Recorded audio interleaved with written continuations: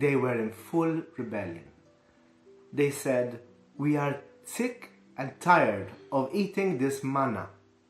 We want a proper meal. We don't know what the heck we're doing out here in the desert. We want to settle down. We don't need you or your God." And they rebelled. And lo and behold, the next thing that happened was serpents appeared and started biting some of them who were agonizingly dying. And they went back to Moses and said, "Dear Moses, what did we do? We have rebelled against God, and this is our punishment. Please pray to your God that he may save us." And so God said to Moses, "Put an image of a serpent so that you can raise it up and anyone who looks at it will have life, will be healed." And that is what Moses did. And Jesus today reminds us of this episode because of a very important fact. The first thing is that God did not want the death of his people, even those who erred, but he wanted life for them. And we realize from the gospel that God did not just send anybody, but he sent his own son, Jesus, for that.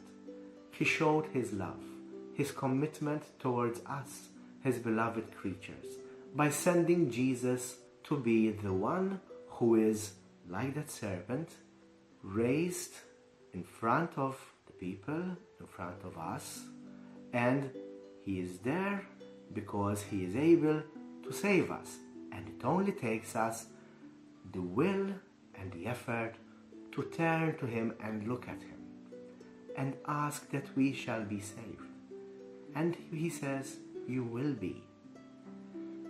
Well, what God wanted from his people was not so much as to look upon an image of a bronze serpent, but it was rather to raise their sight to God, to go out of themselves and remember that God is there who is willing to help them, and they only need to ask so that God could act in their lives.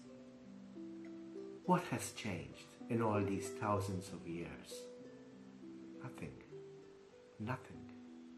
God is still there waiting for us. He is always with us. He has sent Jesus who can save us and give us life from all that may take it away from us. But we need to set our sights not on our capacities, but on his great love, his ability to save us and give us back our life from the dangers which we are in, which we sometimes walk blindly into and sometimes knowingly rebel, like those people were doing, and wanting to do their own thing. It's like what we do sometimes ourselves, isn't it? And yet, the message is one of salvation, of repentance and salvation. Our action, and it cannot be just God's. May this be what we do in these days of Lent. God bless you.